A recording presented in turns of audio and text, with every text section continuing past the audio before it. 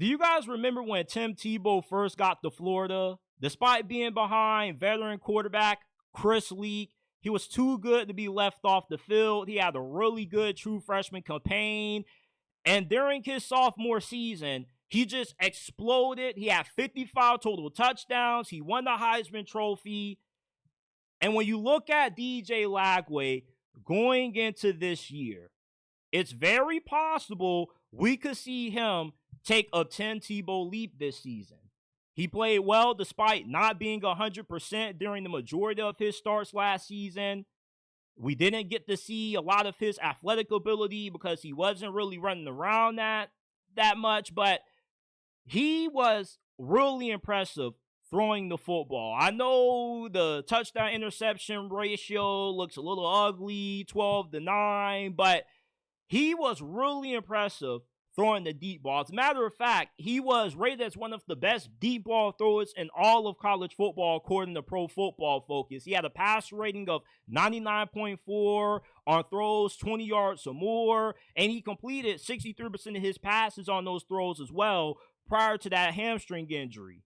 Imagine how good he's going to be with a full off season where he's fully acclimated to Billy Napier's system. He'll be more relaxed in the pocket. You know, the game would just be more slower to DJ Lagway this year than what it was his true freshman campaign.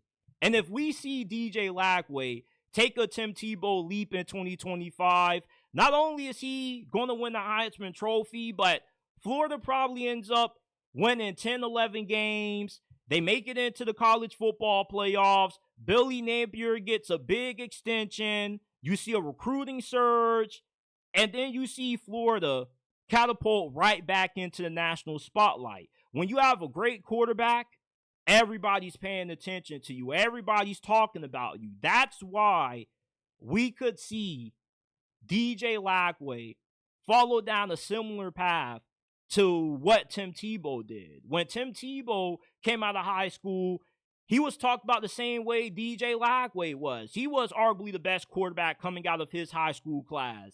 He was a guy that very early flashed, and you wonder if he was ever going to be able to put together the consistency throwing the football, and he did it very early. Guys like DJ Lagway, it doesn't take them 3-4 years to pop. When you have somebody that has all of this pristine coming out of high school, normally they figure it out fast and they do it very early.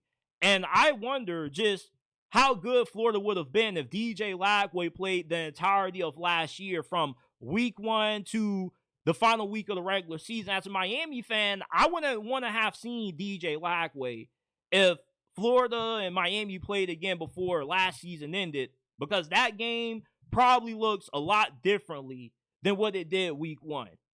DJ Lagway, throughout the season, in spite of his injury, you consistently saw him get better. You consistently saw him get a little bit more comfortable after every snap he took.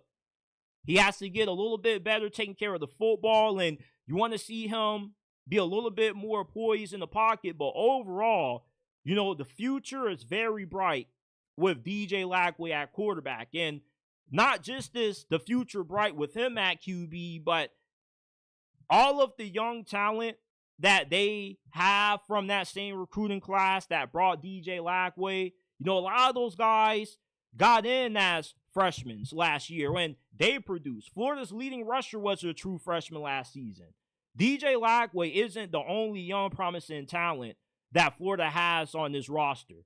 You know, him and a lot of these other players, they could see major jumps in their second seasons, and we could see Florida have the best year that they've had in a very long time.